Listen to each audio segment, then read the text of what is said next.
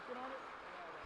Format today will be the president will address our club for about 30 minutes and then take questions, 4 questions from club members. Thank you. Mr. President, thank you for being here and welcome.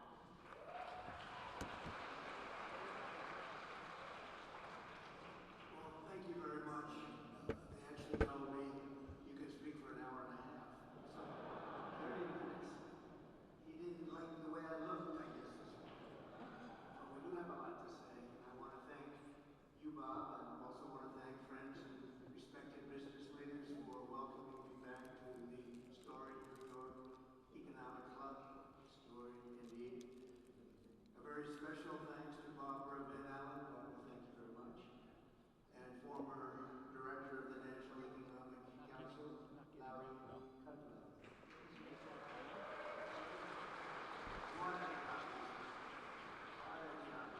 Former chair of the Council of Economic Advisors, Kevin Hassett. There's no red line. Ambassador Robert Lighthizer, your person. Former Secretary Wilbur Ross.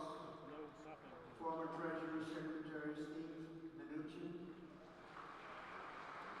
Former SEC Chairman Jay Clayton. Ambassador Woody Johnson. Senior Advisor Stephen Miller. My friends and respected business leaders all, John Paulson, Jamie Dimon, Steve Schwarzman, Scott Bassett, Jeff Sprecher, Richard Kurtz, former head of the World Bank, David Malpass, and the 2 co-chairs of my presidential transition team that are being inundated with phone calls and requests. Linda McMahon.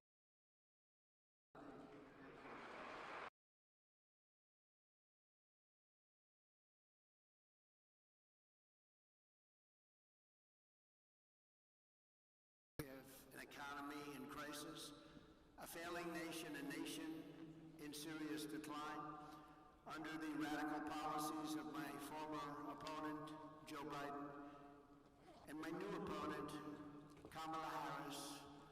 1.3 million workers have become unemployed in the past 12 months. I don't know if anybody knows that. The typical American family has lost over $28,000 due to rampant and record-setting inflation. Credit card debt has reached the highest in history, with more than 1 in 3 Americans reporting they have maxed out their credit cards. They've maxed out. Families now need to earn an estimated $110,000 a year to afford a typical home, meaning 65% of households are locked out of buying just an ordinary house. Gasoline prices, grocery prices, electricity prices, mortgage rates, and virtually everything else are up 30 to 100% since I left office. 8.4 million Americans are now working second jobs, the highest in more than 30 years. The real wages of African American workers are down by over 6%, a short period of time. The real incomes from Hispanic men are down 6.6%, or $3,600 per year, and on top of that, African Americans and Hispanic American jobs are under massive threat from the invasion taking place at our border. They're taking the jobs of Hispanic Americans, African Americans, and nobody talks about it, but I won't let it happen. Yet after presiding over the border, the worst in history for any country, there's never been a border like this. 21 million people, we project. This total economic catastrophe, the border czar, Kamala Harris, has now been slotted in by the Democrats to be reelected.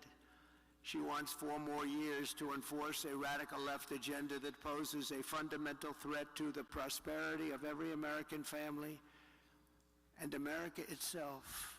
And we're talking about America itself.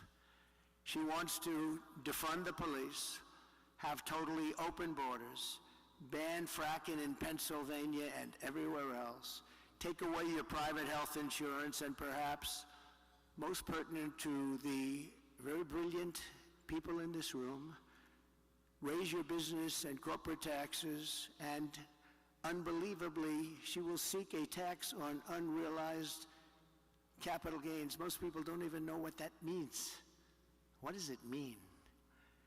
She has been after all of this for years, and as everyone knows, she's a Marxist who destroyed almost single-handedly San Francisco, and when she was the AG, California itself, not the same place. People are leaving. They're fleeing like they are in New York. She'll seek out and she will try and get those things if she's elected, and she may very well succeed in getting them. She recently said her values have not changed, and these have really been her values for her entire career. Her values haven't changed. That's what she wants. So she told the truth. We are not going to let this happen. Communism is the past, freedom is the future, and it is time to send Comrade Kamala Harris back home to California, where crime is rampant and fleeing is the #1 occupation. I'm here today to lay out my plan to rescue our country from this nightmare and to bring back to its citizens the American dream, bigger, better, and stronger than ever before. 8 years ago, I came before you as a candidate for president and shared my vision to end the stagnation and return to rapid growth. That's what we did. As president, I am very proud to say that we accomplished something that nobody thought that was even possible. Before the pandemic, real median household income rose by $7,684. And even after the pandemic, annual incomes were up $6,400. The average American household saw a $197,000 increase in real net worth in 48 months. For the bottom 50% of households, average wealth more than doubled, increasing by 121%. Lowest income people benefited the most. After 12 years of decline, we added nearly 7 million new homeowners, never happened before. And in 3 years, we created 7 million new jobs, 260% more than projected when I took office. When I took office, they said you couldn't hit those projections, and we were 260% higher than what we said we could do. From the day I won to the day I left, the S&P 500 increased by 80%, and we did it all with virtually no inflation. We had virtually no inflation. Think of that. Who could believe that?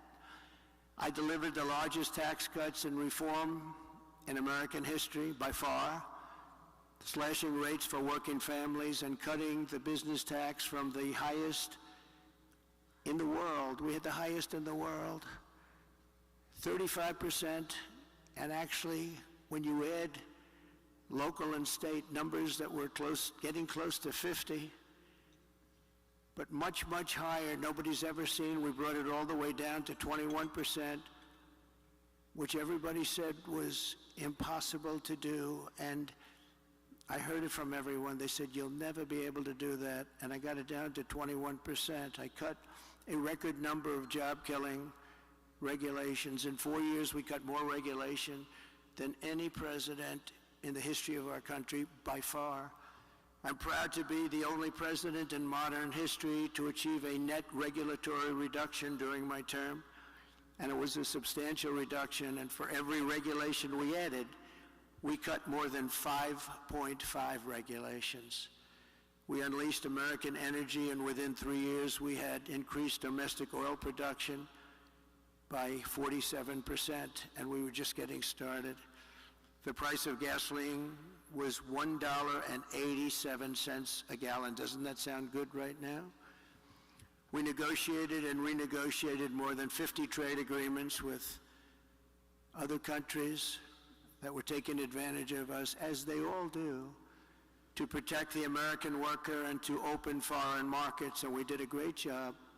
I ended NAFTA, the worst trade deal ever made in the history of our country, and replaced it with the USMCA, perhaps the best trade deal ever made in history.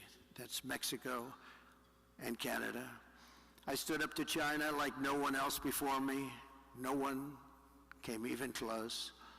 And I saved the U.S. auto industry from obliteration with a 27.5% tariff on all Chinese cars that remains in place to this day. They want to take it off, but they can't because, number one, it's too much money, and number two, we would be invaded by Chinese cars on top of the other invasions that are taking place. Without it, our auto industry would be dead. And now I am going further. We will bring our automaking industry to the record levels of 37 years ago. And we'll be able to do it very quickly through tariffs and other smart use of certain things that we have that other countries don't. For 4 straight years, I fought for American workers like I would fight for my own family. I took care of our economy like I would take care of my own company. In every decision I asked, will I create jobs here or will I be sending jobs overseas? Will it make America richer and stronger, or will it make our country weaker and poorer? I always put America first every single time. And when our country was hit by the China virus, we saved the economy. We rescued tens of millions of jobs. And after COVID, I handed Kamala and Joe the fastest and strongest recovery ever recorded, nothing even close. With 1.4% inflation, the 30-year mortgage rate was at 2.4%, and the highest stock market in history. This is despite the pandemic. To date, I handed them back the highest stock market to date, after having just suffered with the rest of the world a pandemic, the likes of which nobody had ever seen before. We did an incredible job, and remember, far more people died of COVID under Biden-Harris than under President Trump. Many, many more people. We delivered an economic miracle, which Kamala and Joe turned into an economic disaster, just like they turned the border and indeed the whole world into a catastrophic surrender. Starting on day one, Kamala launched a war on American energy and orchestrated a nation-wrecking border invasion with illegal aliens pouring in from countries all over the world. They came in from countries that nobody ever heard the name of that country. Those countries, from their prisons and jails, there is a difference, from mental institutions and insane asylums, as well as record numbers of terrorists, human traffickers, and sex traffickers. Numbers that we've never seen before taking place over the last 3.5 years. Then Kamala cast the deciding votes on trillions of dollars in wasteful spending, which together with their terrible energy policies gave us the worst inflation perhaps in the history of our country. Nearly 2/3 of the jobs created under the Harris-Biden administration were bounce-back jobs. Bounce back. They were bounce-back jobs that I handed them from before the pandemic. This happens with pandemics. You have bounce-back jobs. The pandemic comes and it goes, and those people go back to their jobs. And just last week, Joe Biden admitted that on social media. I don't know if he knew what he admitted, but that's what it said. I wonder who drew it. Perhaps that person is no longer employed by the Democrats. But right now, it's even worse than that. Under Kamala Harris's policies, 3 million workers are now missing from the job force compared to 2020. 3 million workers, that's a lot. Over 500,000 fewer people have full-time jobs today than just 1 year ago, and 100% of the net job creation in the past year has gone to illegal migrants. Think of that. 100% of the jobs created under this administration has gone to illegal migrants that came into our country. Joe Biden and Kamala Harris formed the worst presidency and vice presidency by far in the history of our country. This election will decide whether we reward Kamala Harris with re-election and 4 more years of crime, economic calamity, and international humiliation, or whether we change that direction and once again build the greatest economy in the history of the world, which we had during the Trump administration. Kamala Harris is the first major party nominee in American history who fundamentally rejects freedom and embraces Marxism, communism, and fascism. You're learning about this, you'll find out nobody knew who she was. Just a few months ago, they didn't know who she was. She is promising communist price controls, wealth confiscation, energy annihilation, reparations, the largest tax increase ever imposed, and mass amnesty and citizenship for tens of millions of migrants who will consume trillions of dollars in federal benefits and destroy Social Security and Medicare. They will be destroyed. They're already putting them into your Social Security and Medicare rolls. I am promising low taxes, low regulations, low energy costs, low interest rates, secure borders, low crime, and surging incomes for citizens of every race, religion, color, and creed. My plan will rapidly defeat inflation, quickly bring down prices, and reignite explosive economic growth. Kamala Harris will take more money out of American pockets. My plan will leave the typical family with many thousands of dollars more than they have right now. First, I will end Kamala Harris's anti-energy crusade and implement a policy of energy abundance, energy independence, and even energy dominance. We have more liquid gold under our feet than any other country, including Russia and Saudi Arabia. We'll be using it.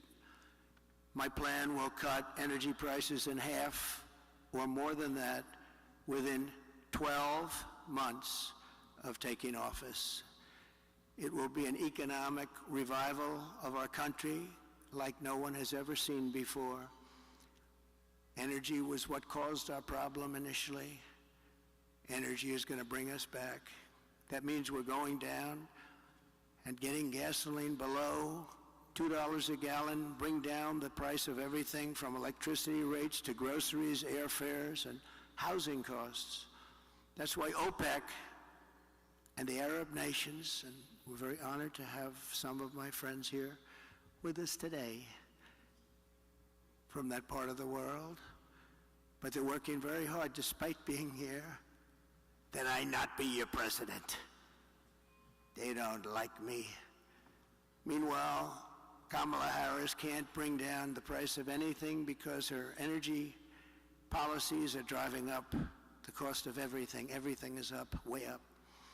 Starting on day one, Harris and Biden opened up the Russian pipeline called Nord Stream 2, which nobody have ever heard of until I got involved and said, what about Nord Stream 2? And nobody knew what I was talking about. Largest pipeline in the world, Russian pipeline. But I had it closed. It was shut down. Putin was not happy. We shut it down. They came along, and the Keystone XL pipeline was shut down by them. So they shut down the Keystone, and they immediately gave Russia the right to start rebuilding the Nord Stream 2, the biggest pipeline you've ever seen. We re-entered the horribly unfair to the United States through them when they came back. Paris Climate Accord, so unfair to us. We pay trillions of dollars. Other countries pay nothing. As soon as he came back, he went back into it. I got us out of it. and reduce the area of the federal lands available for drilling by 80%. I did that. If I was president, oil production today would be 4 times higher than it is right now. Would have been 4 times higher. Right now, we'd be doing 4 times as much. And remember, we had ANWR, perhaps the largest drilling site in the world in Alaska, which everybody wanted to get approved, but they weren't able to do it. Ronald Reagan fought so hard to get ANWR. He couldn't do it. And it was easier in those days than it is today with all of the environmental concerns. But they came in their first few days in office, they terminated ANWR, amazingly.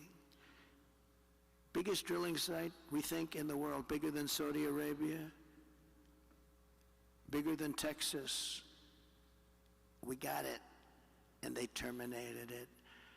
Under the EPA's so-called power plant rule, more than 50 power plants have been shut down since she took office, and virtually all coal-fired power plants will be shuttered in the next couple of years, setting the stage for a catastrophic energy shortfall, which we already have, that will make inflation far worse than it has ever been. They want to close down our power plants, and we don't have power already to address this dire energy crisis that Kamala and Joe have created. I will immediately issue a national emergency declaration to achieve massive increase in domestic energy supply. What you're going to need. Electricity is desperately needed for AI. AI, controversial, but we got to be the top of it. And we would need, hard to believe, twice the electricity that we currently have right now for everything in order to be dominant. And China is already building massive electricity producing plants. We haven't even thought about it. We will think about it, and I'll get it done on an emergency basis. So we'll be the leader in AI and every other form of technology. With these sweeping authorities, we will blast through every bureaucratic hurdle to issue rapid approvals for new drilling, new pipelines, new refineries, new power plants, new electric plants, and reactors of all types. Prices will fall immediately in anticipation of this tremendous supply that we can create rather quickly, and we'll be the leader instead of the laggard. Second, to further defeat inflation, my plan will terminate the Green New Deal, which I call the Green New Scam, greatest scam in history probably, a $10 trillion scam that we waste, we throw, like throwing money right out the window. It actually sets us back as opposed to moves us forward. And rescind all unspent funds under the misnamed Inflation Reduction Act, which the Democrats agreed after it was approved that it wasn't for that purpose, it was for other purposes like giveaways. Kamala spent $7.5 billion to build 8 charging stations. Think of a charging station like a fuel pump with electricity coming out of it. 8 charging stations in the Midwest for electric vehicles cost billions and billions of dollars. 7.5 billion, they think, but the costs are still going, and 3 of them don't work and never will, probably. Other than that, it's worked out quite well. I will end the electric vehicle mandate, stop the appalling waste, and save taxpayers an estimated $1 trillion. Third, I will launch a historic campaign to liberate our economy from crippling regulation. My first term, I pledged to cut 2 old regulations for every 1 new regulation, and we did much better than that, as I've said. Yet over the past 4 years, Kamala has added $6,300 a year in regulatory costs onto the backs of the typical American family. Think of that. To stop this onslaught and lower prices, I'm pledging today that in my second term, we will eliminate a minimum of 10 old regulations for every 1 new regulation. We'll be able to do that quite easily, actually. And instead of attacking industries of the future, we will embrace them, including making America the world capital for crypto and Bitcoin.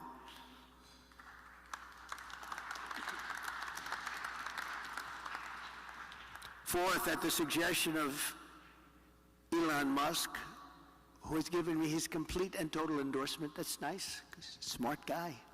He knows what he's doing. He knows what he's doing. It's very, very much appreciated.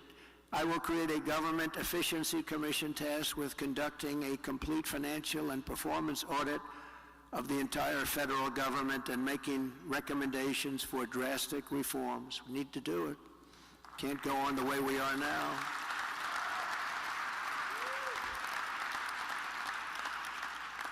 And Elon, because he's not very busy, has agreed to head that task force. Be interesting. If he has the time, that'll be a good one to do it, but he's agreed to do it. In 2022, fraud and improper payments alone cost taxpayers an estimated hundreds of billions of dollars. As the first order of business, this commission will develop an action plan to totally eliminate fraud and improper payments within 6 months. This will save trillions of dollars, trillions. It's massive. For the same service that you have right now, trillions of dollars is wasted and gone and nobody knows where it went. Further taming inflation and bringing prices way down. The fifth pillar of my plan is to make the Trump tax cuts permanent. They are massive tax cuts, biggest ever, permanent. And to cut taxes even more, and we will have no tax on tips, something which they copied 4 weeks after I said it. She got up and said, no tax on tips. I said, I just said that. She is actually copying a lot of my plan. In fact, we're going to send her a MAGA cap sometime in the next week. We're having a special one made. But we also know she doesn't mean it. She's going to stick with what her whole life has been about. And also, no tax on Social Security benefits. People on Social Security have been wiped out by inflation, and now on top of it, we tax their benefits. We're not going to tax their benefits. We have so many different ways of making so much money. This country, the potential is so incredible. We don't have to take it away from people on Social Security. We're not going to do that. We're going to save Social Security. She's going to destroy Social Security. Under the Trump administration, we proved that targeted tax cuts do not increase the deficit. They reduce the deficit by growing the economy and raising revenue. After we gave the massive tax cuts, we took in the following year with a much lower rate, billions and billions of dollars more than we did the previous year with a high rate. Think of that. So with a much lower rate, we took in more money because people were incentivized. Corporate tax revenues are 31% higher today than before my tax law was signed. With all of those cuts, 31% higher. To further support the revival of American manufacturing, my plan calls for expanded R&D tax credits, 100% bonus depreciation, expensing for new manufacturing investments, and a reduction in the corporate tax rate from 21% to 15% solely for companies that make their product in America.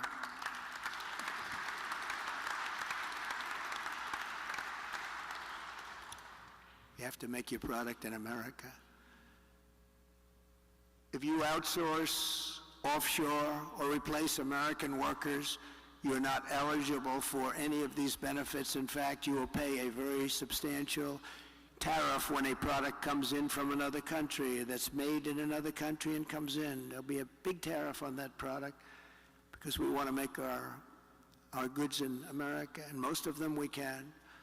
My message is simple. Make your product here in America, and only in America. We are not going to be taken advantage of anymore, just as we made great inroads and progress 4 years ago. We made tremendous inroads on this subject. We're not going to watch our wealth and jobs get ripped away from us and sent to foreign countries, which is what's been happening for many, many decades with us. China was built on doing exactly what we're going to be doing and what I started doing 4 years ago. What we're putting forward is the most pro-American manufacturing and jobs policy in modern history for any country. This plan will bring jobs and growth into our country at levels never seen before. Every business on earth will flock to America from Europe, Asia, the Middle East, and all over the world. By contrast, Comrade Kamala Harris wants to sacrifice our wealth, kill the economy, and drive jobs overseas to punish businesses more. Businesses will leave. They'll leave America. They're international companies.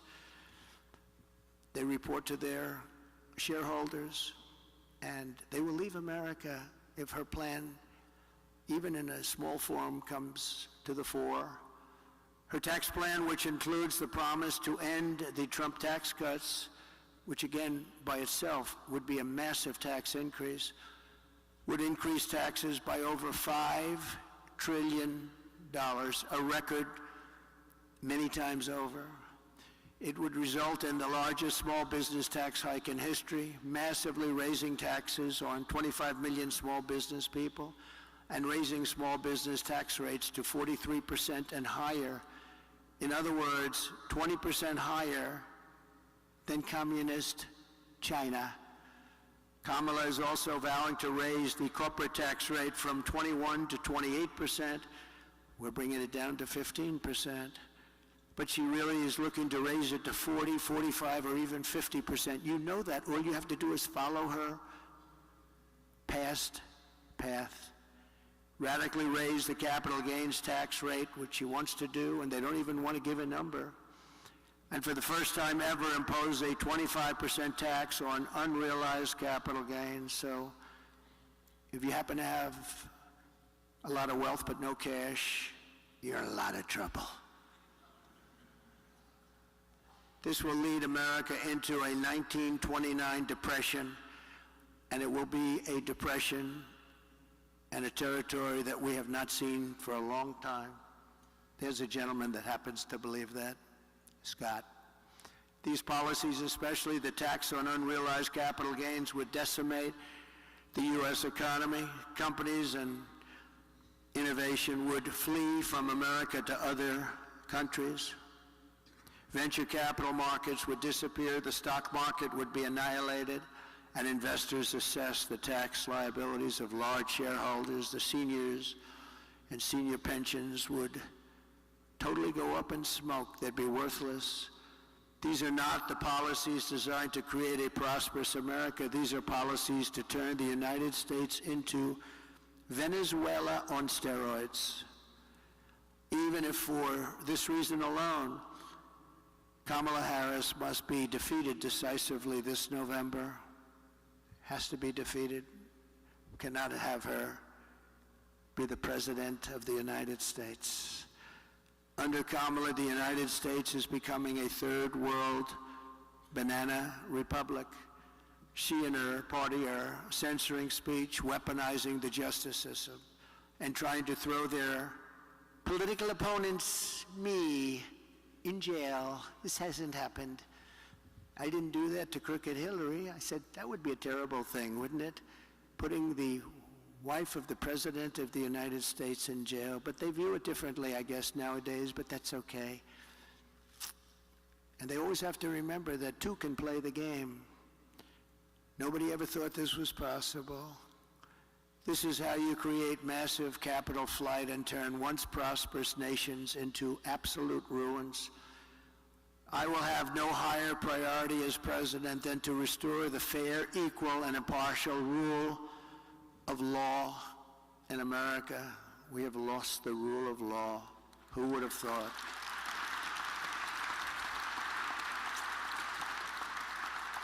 Number 6, under my leadership, America will encourage domestic production instead of punishing it. As you know, our country's vast manufacturing wealth was created at a time with very little domestic taxation, few regulations, and most revenue came from tariffs from other countries. That was when we were at the wealthiest ever, proportionately. We were the wealthiest country ever during those days. That was before income tax came along. Now we foolishly do the opposite. We impose lower tariffs and no tariffs on foreign producers. We have the lowest tariffs of any nation in the world, and we relentlessly punish our own companies for doing business in America. You do business in America, you're punished tremendously. I had many, many companies come to me, sir, I can't compete.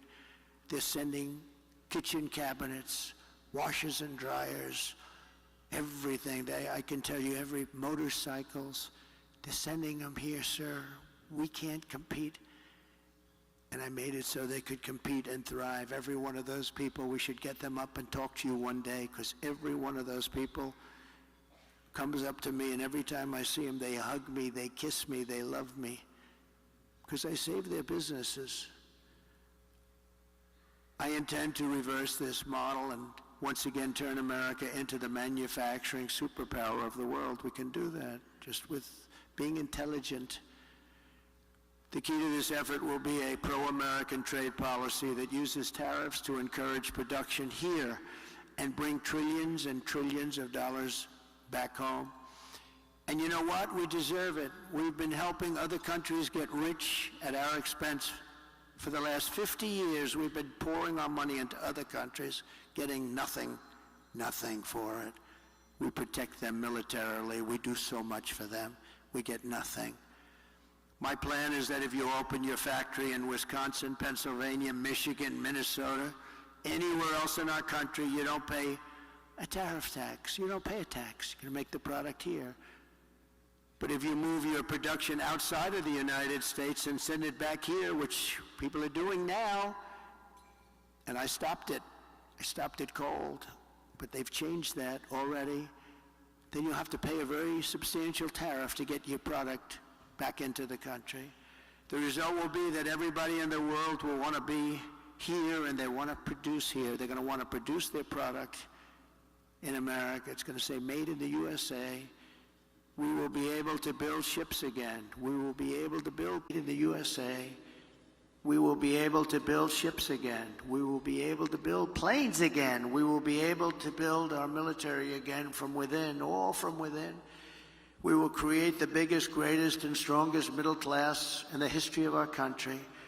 We will have tens of millions of high-paying jobs in manufacturing, transportation, defense, as well as all of the sales and support of export jobs. Our auto industry will be the biggest beneficiary.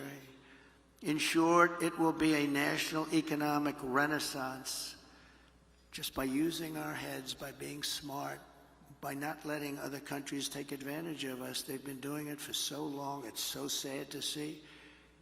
And I know them all. And they laugh at us behind our back. They can't believe how stupid our leadership has been for so many years. We will ensure that the United States has a giant steel industry, an aluminum industry, a manufacturing base, and a defense base. We want an industrial base that can take care of our defense needs 100%.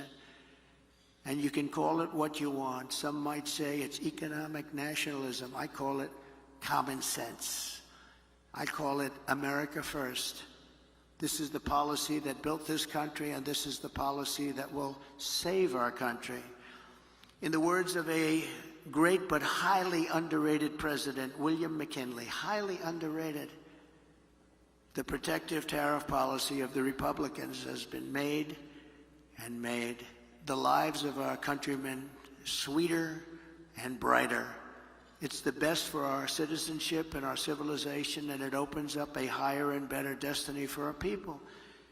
We have to take care of our own nation and her industries first.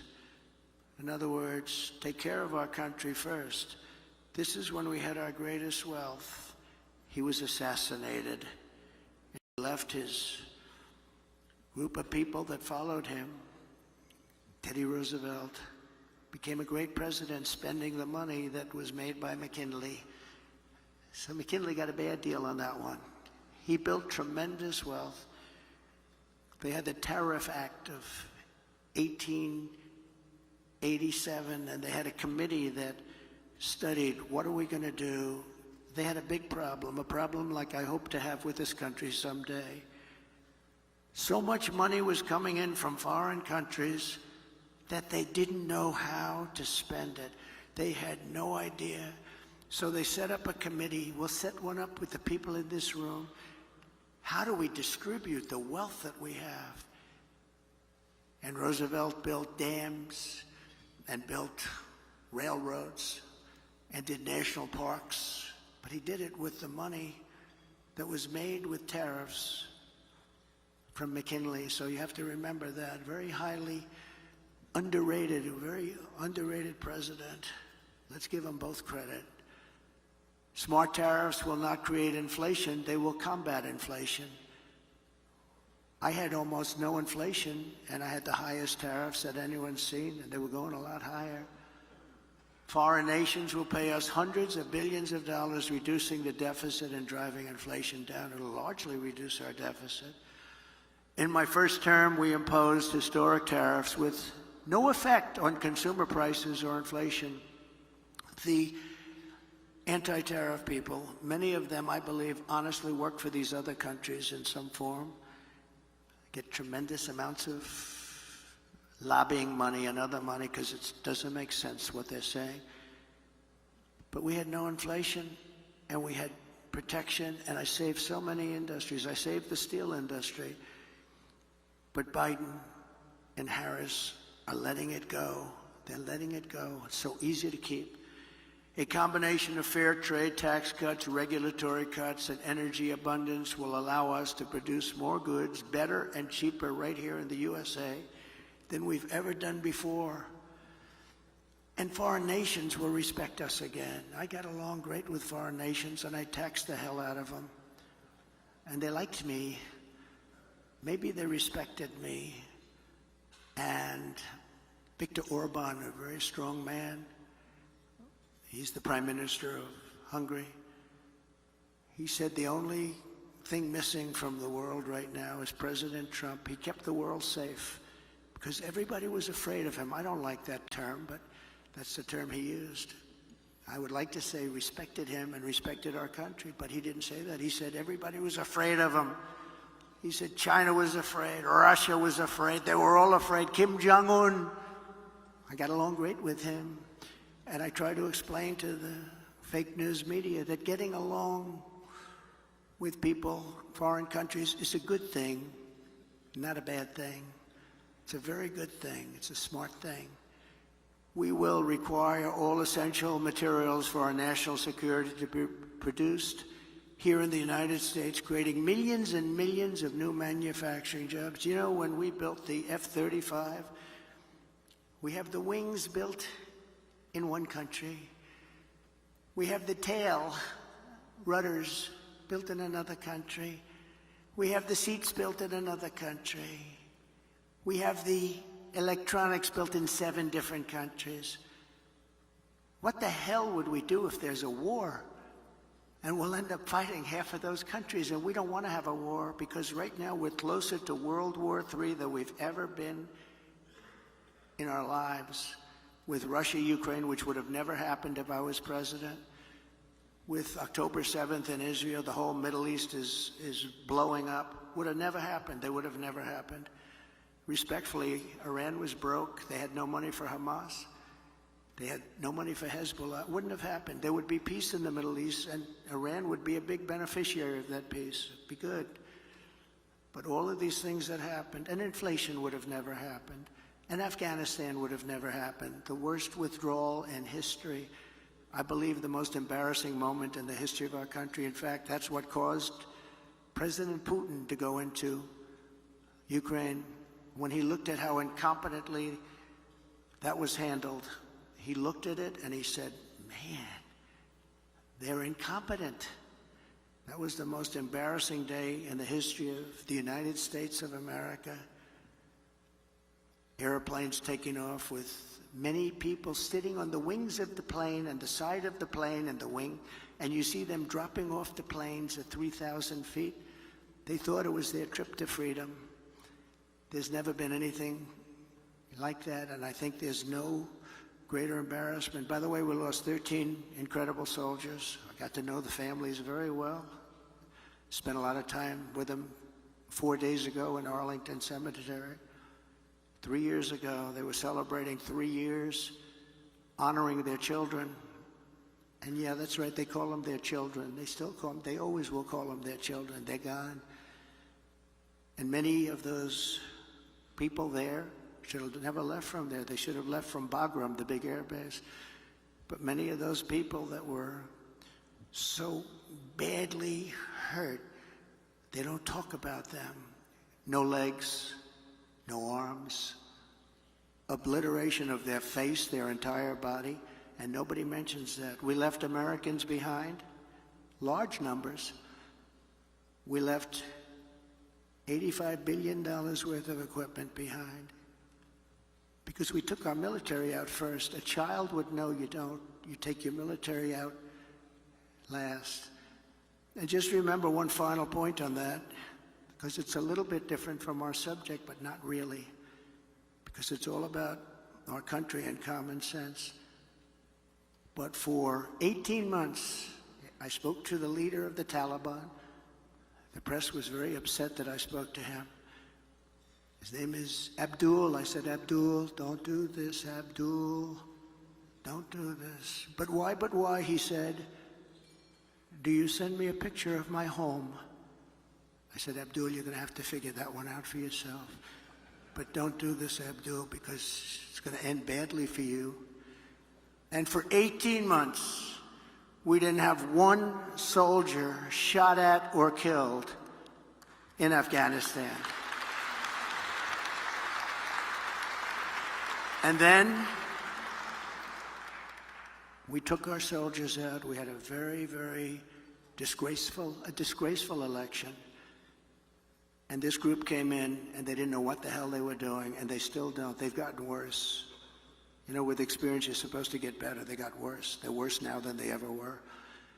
And we're going to turn our country around. We're going to become a major producer of rare earth minerals. We're going to create jobs and making it really, and us, truly self-reliant. Remember the rare earth, where we have to go to China.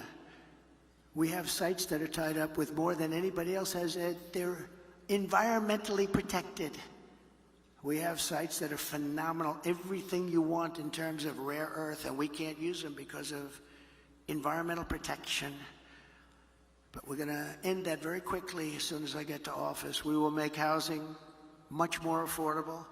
As inflation is tamed, interest rates will dramatically fall. They'll be down very, very low. We'll get them down. We had them down to 2.4% and even lower than that for a period of time. Reducing mortgage rates is a big factor. We're going to get them back down to, we think, 3%, maybe even lower than that, saving the average home buyer thousands of dollars per year. They can now go out. Young people will be able to buy a home again and be a part of the American dream. We will eliminate regulations that drive up housing costs with the goal of cutting the cost of a new home in half. We think we can do that. The regulations alone cost 30%. Regulation costs 30% of a new home.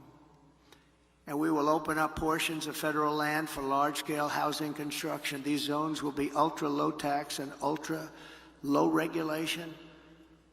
One of the great, really small business job creation programs it will be of all time. We're going to open up our country to building homes inexpensively so young people and other people can buy homes. You can't buy them anymore. Millions of Americans will take part in setting these safe and beautiful communities, reviving the frontier spirit, and really, as I said, reviving the American dream. It's about the American dream. It's all about the American dream. We don't talk about American dream with these people in office. They don't want to talk about the American dream because they're the exact opposite. They're the exact opposite.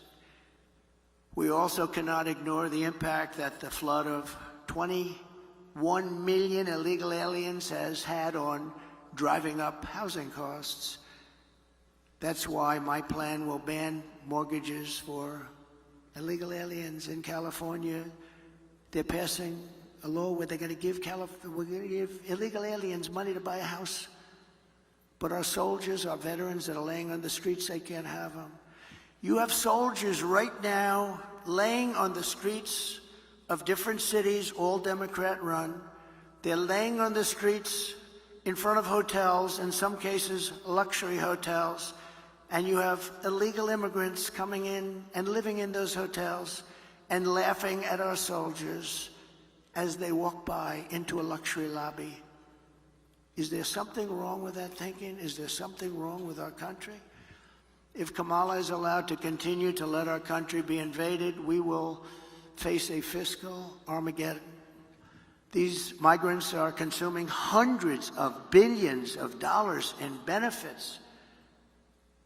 You saw in Colorado this week a group from Venezuela, rough ones, they took over large sections of a town, large sections of an area of Colorado, Aurora.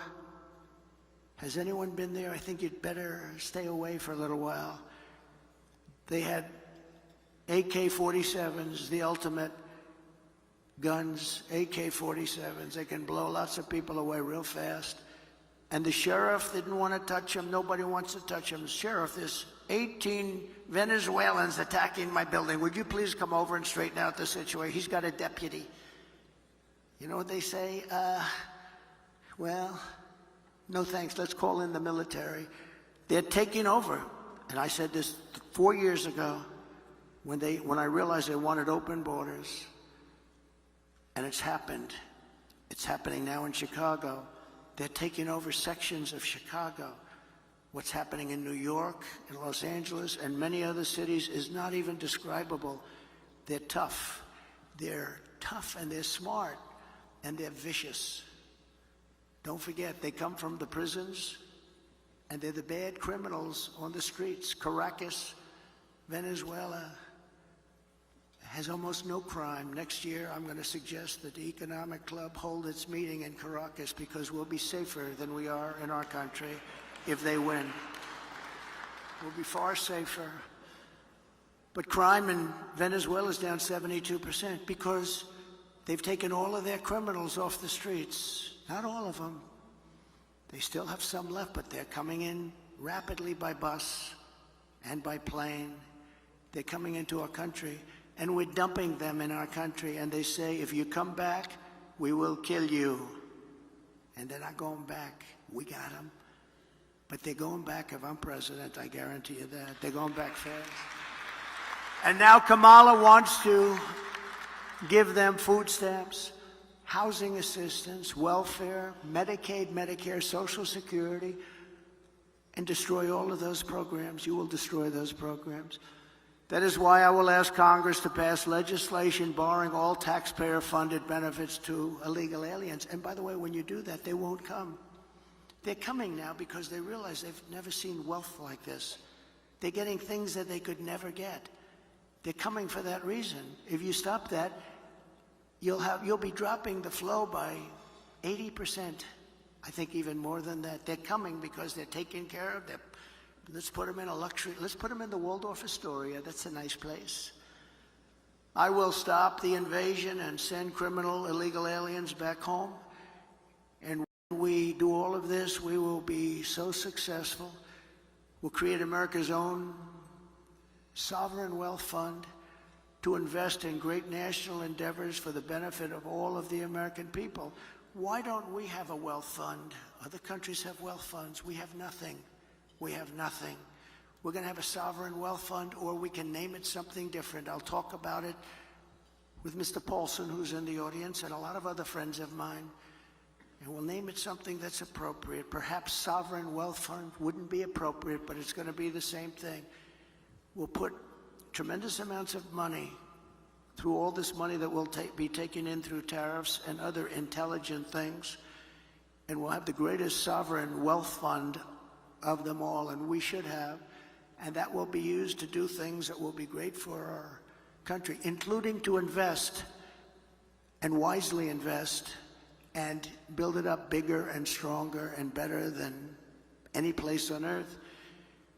We will build extraordinary national development projects and everything from highways to airports and to transportation, infrastructure, all of the future. We'll be able to invest in state-of-the-art manufacturing hubs, advanced defense capabilities, cutting-edge medical research, and help save billions of dollars in preventing disease in the first place. And I'm very honored to have been endorsed last week by Robert F. Kennedy Jr. That was a great endorsement, and he's very much into helping people. He's very much into helping people. I've known him a long time. That was a great thing when he did that. That was not easy for a Kennedy to be endorsing a Republican. That was not easy. But these are not Democrats. These are radical left lunatics, and you can't let them run your country. We will invest in new and modern agricultural techniques so we can have safe, healthy, high-quality foods for our families. That's where Bobby is so interested, foods. He says we're putting a lot of bad foods in our body. You look at other countries which do far less, and they're actually much healthier than we are. This wealth fund will return a gigantic profit, which will help pay down national debt. We're going to work on national debt very strongly, by the way. We're going to have so much money coming in. We're going to work on national debt. We're at close to $36 trillion right now. We're going to work on getting it down. And it is many of the people in this room who will be helping to advise and recommend investments for this fund. This is how we will end the era of inflation, mayhem, and misery under Kamala Harris, the worst vice president in the history of our country, and unleash a new era of safety, prosperity, and success for our workers, our families, and our businesses. And I've done it before. We did a great job, and now we really know our job well. I know the smartest, the best people. We have the best people. We have people that, many in this room, they know exactly what we want to do. You know, it's interesting having experience, because I won an election. I went to Washington. I was only in Washington 17 times. I never stayed over. That's according to the fake news, but I think they're right. But I got to know Washington well. And I know the smart ones and the dumb ones. I know the ones that can help make us great and the ones that can only take us into bad territory. I got to know a lot of people, probably as many as anybody at that level. And we have incredible talent, and we're going to be using that talent. We had some incredible talent, much of it sitting up here and sitting down here. They did a great job on trade. Bob Lighthizer, so many other people did such a great job. We rebuilt our military. We rebuilt our entire military, did a great job. We have great generals, not the television generals, not the generals that took us out of Afghanistan in 24 hours and left that horrible situation, but we have great generals. We defeated ISIS. It was supposed to take 5 years. It took me 4 weeks. 4 weeks. Our generals did a great job. We have great people in our military, and our military is not woke. Believe me, you couldn't get these guys to be woke. Some of the guys on top are woke, but those aren't the ones that are great. So we're going to do things that we didn't do even the first time. We had a great presidency. There was an article written the other day that the Trump presidency was a great presidency. With victory on November 5th, which will go down as the most important day in the history of our country, inflation will be gone, our energy will be unleashed, our economy will be set free, our sovereignty will be restored, our citizens will thrive, growth will come roaring back, and America's future will be brighter than ever before. So I want to thank you all. This has been a lovely experience. It was years ago that I was here. We talked about what we were going to do, and we did just about everything we said. And if you'd like, we'll take a few questions, Bob. Great. Thank you very much. Thank you.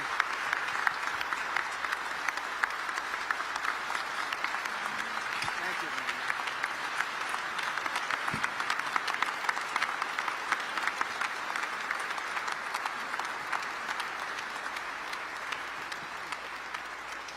Thank you very much. And we're now moving, as promised, to the question and answer portion of the program. Our four very able questioners today are H. Rajan Cohen, the Senior Chair of Sullivan & Cromwell, Sander Gerber, Founding and Managing Partner, CEO and CIO of Hudson Bay Capital, Mr. John Paulson, founder of Paulson & Company, and Rashma Sanjani, founder and CEO of Girls Who Code and Moms First. We're going to go in alphabetical order, and therefore, Raj, you have the first question.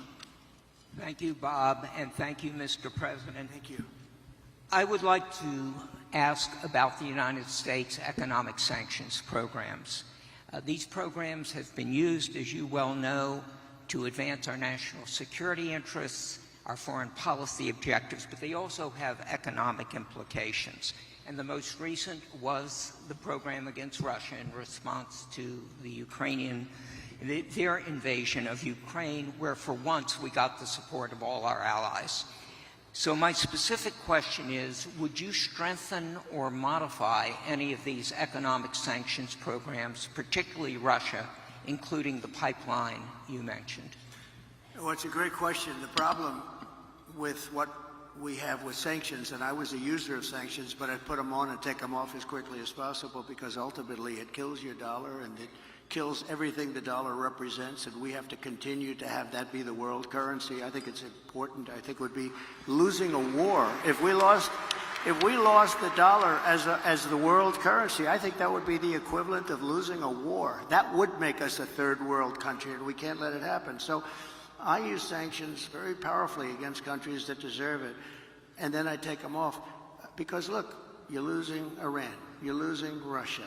China is out there trying to get their currency to be the dominant currency, as you know better than anybody. All of these things are happening. You're losing so many countries because there's so much conflict with all of these countries that you're going to lose that, and we can't lose that. So I want to use sanctions as little as possible. One of the things that we have with tariffs is that I'll say to them, you don't honor the dollar as your world currency. Is that right? You're not going to do it? No, we're not. I said, that's okay. I'm going to put tariffs all over your product. And they're going to say, sir, we'd love to honor the dollar as the world currency. You know, tariffs, in addition to monetary and the money that we'll take in, which will be bigger than you've ever seen in this country before, gives you tremendous political power for something like that, as an example. I stopped wars with the threat of tariffs. I stopped wars with two countries that mattered a lot. A lot of people would have been killed, and I threatened tariffs coming into the United States if they don't make peace. And we made we didn't have conflicts like you have right now. We had very intelligent people. But the biggest threat you have is you lose that currency, and we have lost something that you'll never get back. And we can keep it if we're smart, but they use it too much, and then they just forget about it. And these countries like Russia, it's going out now and doing its own thing, and you know, they're going out bragging about how they don't need us anymore, et cetera, et cetera. The sad part about Russia is that Ukraine would have never happened if I was president, so we wouldn't really have to be talking about sanctions. But it did happen. And one of the things I'm going to do, a little bit relevant to your question, is if we win, I believe I can settle that war while I'm president-elect. Before I ever get into office, I can get that war settled and get that war stopped, because it's a horrible, horrible war. And far more people are killed in Ukraine, far more people than you're realizing. They'll knock down this massive building, amazing, the size of these buildings, they'll knock it down. They'll say nobody was injured. No, a lot of people were killed. The real numbers are far greater than what people are looking at. So I think it's a very important thing. Sanctions have to be used very judiciously, and you can win. We have things much more powerful, actually, than sanctions. We have trade, but we cannot lose our dollar standard. Very important. Thank you very much. Great. Sander? Thank you, Mr. President, for all the details on your economic policy. As you alluded to, tariffs are the other side of sanctions.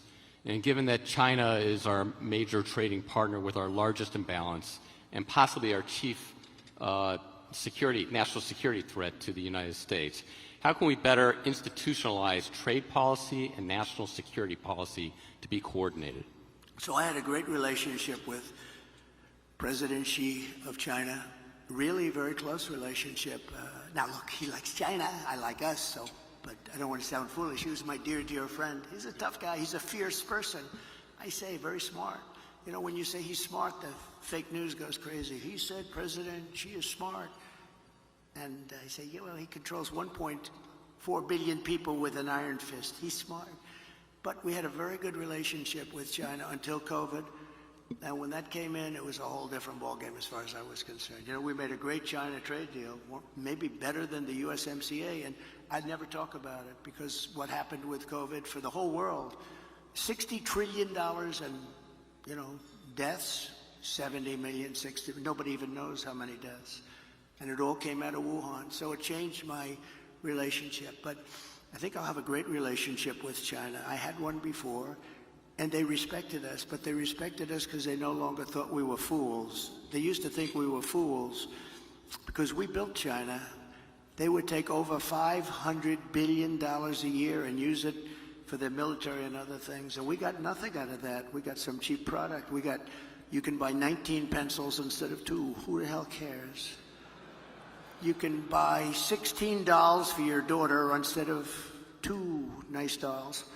And we got very little out of that relationship. They got a tremendous military power, and they still have it today. So, but I believe we will have a very good relationship with China and with a lot of other countries that we're not getting along with too well today. And things are going to straighten out. We're going to get them straightened out very quickly. Very important that we get along with the rest of the world. You know, we have things today called nuclear weapons. I rebuilt our whole military, including our nuclear capability. And so I got very familiar with it.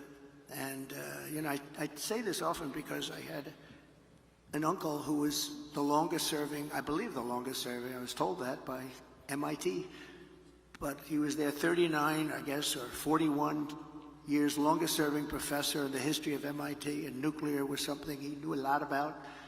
And we used to talk about it. I'd say, Uncle John, there's no way. He was telling me about this incredible power that was being unleashed potentially. And I say, Uncle John, you could never. And you know what? He was very modest because I've seen the destructive capability.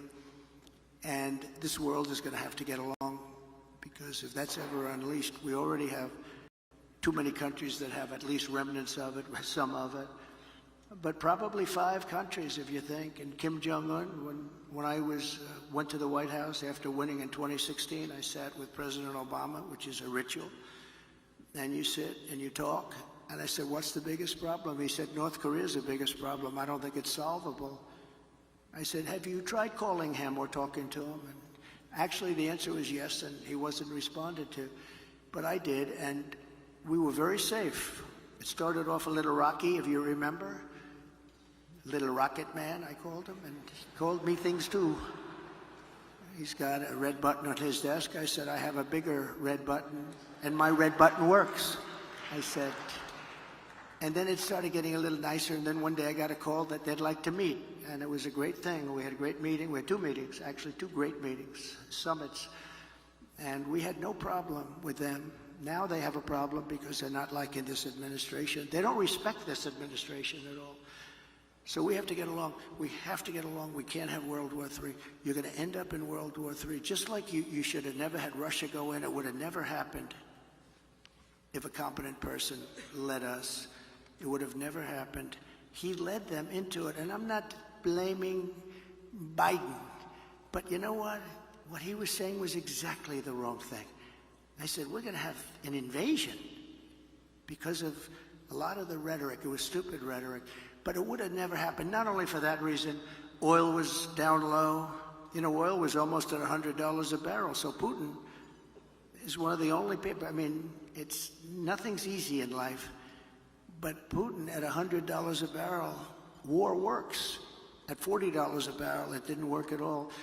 So we're going to get back to a intelligently run place, a place where other countries aren't using the word nuclear. That word was never talked about because I knew the power of it. And I talked to Putin about it. I talked to President Xi about it. I think we were going to do, you remember the talk where we were going to reduce nuclear capability substantially. All three of us, we're going to start it, we're going to reduce very substantially. And then we had the election, and after the election, they didn't talk about that or anything else, frankly.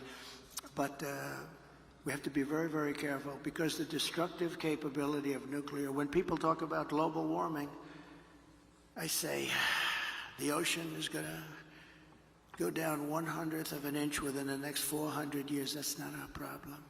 Our problem is nuclear warming, and we better be smart, and we better have smart people at the top that know how to deal, because these people don't know how to deal. Putin came out today, he endorsed Kamala, and I didn't know, was I supposed to call him up and say, thank you very much, I appreciate it. But he endorsed Kamala. I have a feeling, I don't know. I don't know exactly what to say about that. I don't know if I'm insulted or he did me a favor. But we have to get along with the world. We can't have war, because the destructive capability, you can be the head of the biggest bank wherever the hell Jamie is sitting. You can be the head of the biggest bank in the world, and a couple of nukes and your bank doesn't mean a thing. You gotta get along. This is such an important job. It's a dangerous job too. Very dangerous job. If you look at statistically, being president is very dangerous. That throbbing feeling I have. Oh, that throbbing feeling. No, it's a very dangerous job, and you have to do it right. And if you don't do it right, bad things will happen to the world. Things like you've never seen before. Okay, thank you very much. Thank you. Thank you. John Paulson behind me to your right, Mr. President. Hi, John. First, let me thank you for your presentation today. President Trump, in the last fiscal year, the fiscal deficit under the Biden administration was approximately $2 trillion. Under the policies you've announced, the deficit would come down from items such as increased revenues from tariffs, as well as eliminating the tax incentives for the Green New Deal. These gains would be mitigated by decreases in revenues from policies such as no tax on tips. Overall, what do you estimate will be the impact of the fiscal deficit from your policies? Well, we just hit record highs at numbers that nobody ever thought possible. You're right, it's over $2 trillion. Nobody thought that was a number that was, I mean, you could go back 4 years, nobody thought a number like that would be possible. It's crazy, it's like, it's just horrible, actually. But yeah, we're $2 trillion, and I view it as profit and loss to a certain extent. A lot of people say, oh, it's trade. You know, you have many people say trade deficits don't matter. I think they matter a lot. I think they matter a lot. We're going to have tremendous growth. What I'm talking about is all about growth. The tax is relatively minor compared to the growth. We're going to make our money back on growth. We're going to also, we're going to grow like nobody's ever grown before. I think if this all works out, you're going to have the auto industry come back to America. Right now, China is building 2 auto factories in Mexico, massive auto factories. And they think they're going to make their cars in Mexico and send them back into the United States with no tax. It's not going to happen. Under this administration, it's going to happen. And they wanted to do that during my administration. I said, if you do it, we're going to put a 200% tariff on every car, and you'll never be able to see it. There will never be one car coming across our border. And if I would have let them do it, we would have had these 2 factories. Well, now they're building massive factories, more than 2, and they're going to kill Detroit. And the head of the union, the United Auto Workers in Detroit, has done a terrible, terrible job, just a terrible job. But we're going to bring tremendous growth back. And remember, we're also taking in a certain percentage. I won't name the percentage today, but it'll be a certain tariff percentage, which will be higher than people had heard in the past. And we will be bringing in billions and billions of dollars, which will directly reduce our deficits. Okay? Thank you very much. Good job you've done, by the way. Very good. Thank you. And the final question, Resma, is to you. Thank you. President Trump, you talked about how the increase in the price of food, gas, and rent is hurting families. But the real cost that's breaking families' backs and preventing women from participating in the workforce is childcare. Childcare is now more expensive than rent for working families and is costing the economy more than $122 billion a year, making it one of the most urgent economic issues that is facing our country. In fact, the cost of childcare is outpacing the cost of inflation, with the majority of American families of young children spending more than 20% of their income on childcare. One thing that Democrats and Republicans have in common is that both parties talk a lot about what they're going to do to address the childcare crisis, but neither party has delivered meaningful change. If you win in November, can you commit to prioritizing legislation to make childcare affordable? And if so, what specific piece of legislation will you advance? Well, I would do that, and we're sitting down. You know, I was we had Senator Marco Rubio, and my daughter Ivanka was so impactful on that. It's a very important issue, but I think when you talk about that, because childcare is childcare, it's something you have to have it. In this country, you have to have it. But when you talk about those numbers compared to the kind